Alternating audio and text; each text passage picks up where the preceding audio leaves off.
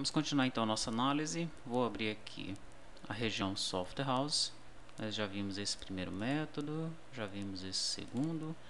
Temos agora o Edit Busca Tabela SH Change. O Edit Busca Tabela SH é esse cara aqui. O que ocorre no método onChange dele? Ele realiza uma busca em lista tabela SH, que é esse aqui. Ele vai buscar pelo texto que está sendo digitado no Edit Busca Tabela SH. Tá? Então, se eu vou digitando aqui produto, ele vai já setando o foco aqui, né, dentro do lista tabela SH, no item que tem essa descrição que está sendo digitada aqui. Legal? Isso ocorre então no método onChange, né? E esse é o código para que isso seja possível, tá? Logo depois eu tenho um método da ação inserir, né? Inserir SH, que é esse botãozinho aqui, ó. Quando eu clico nele, o que é que eu faço? Eu dou um append no CDS vínculos. Essa grid ela está vinculada a esse data source, ó. DS vínculos. Data source está vinculado ao CDS vínculos. O CDS vínculos ele já está ativado, né?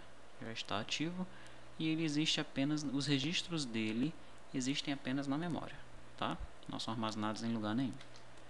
Muito bem, append, daí o que é que eu faço? No campo tabela SH, né, porque ele tem aqui os campos, ó, tabela SH, que aparece aqui, campo SH, esse aqui, tabela cliente, esse campo, campo cliente, esse aqui, e valor campo, esse carinha aqui, o último, né? O que eu jogo então em tabela SH? Jogo o nome da tabela que está selecionada em lista tabela SH, aqui, ó, tá? Em campo SH, né? Campo SH, o que é que eu jogo nele? Jogo o nome do campo que está selecionado e chamo o método post, tá? Observe se existe algum problema nesse código aqui. Vou dar até uma dica, né? Digamos que nós procuramos pela tabela produto, mas não clicamos em nenhum campo. Já clicamos aqui em inserir. E aí, vai dar um erro? Ou será que é possível que não exista, né? Será que não existe a possibilidade de um campo não estar selecionado? Porque ele vai pegar aqui, ó, o nome do campo que está selecionado, o nome da tabela que está selecionado. Existe a opção ou a possibilidade de que ou a tabela ou o campo, né, ele não esteja selecionado previamente. Pode ocorrer algum erro aqui, tá? Essa é a dica para observar se tem algum problema nesse procedimento, tá? Já o método editar, né, a action editar, ela faz algo bem parecido. Ela vai atribuir o nome da tabela para o campo tabela SH, o nome do campo para o campo SH, dá um post no final. A diferença é aqui, ó, que no lugar de eu chamar um append, eu chamo um edit, tá? Então ele não adiciona um novo registro, ele edita o registro que está selecionado, ok? Muito bem. A mesma coisa acontece aqui no cliente, ó. Os dois primeiros métodos nós já observamos. Daí nós temos o onChange do Edit Busca Cliente, que é esse cara aqui. De acordo com o que o usuário vai digitando aqui, ele vai setando o cursor, né, o foco aqui na descrição que for compatível com o que está sendo digitado ali no localizar, tá? Para isso é utilizado esse código aqui, legal? Eu tenho também uma action inserir cliente, né? Agora ele vai pegar o nome da tabela do cliente que está aqui e vai atribuir ao campo tabela cliente. Depois ele pega o nome do campo, que é esse aqui, e vai atribuir ao campo cliente. E aí ele chama o método post. E aqui vale a mesma consideração que foi feita anteriormente. Eu posso ter algum problema aqui caso os itens não estejam selecionados. Existe essa possibilidade. Perfeito. E no caso da action editar, ele faz a mesma coisa, só que chamando o edit, né? Então os métodos equivalentes. Vamos para o último método aqui em cima, que você já está vendo também que ele é equivalente, né? Que método é esse? É o método double click no lista tabelas. Então, se eu tiver uma tabela selecionada aqui, clicar duas vezes, o que é que vai acontecer? Ele vai fechar o T-tabela, que é esse cara aqui, ó.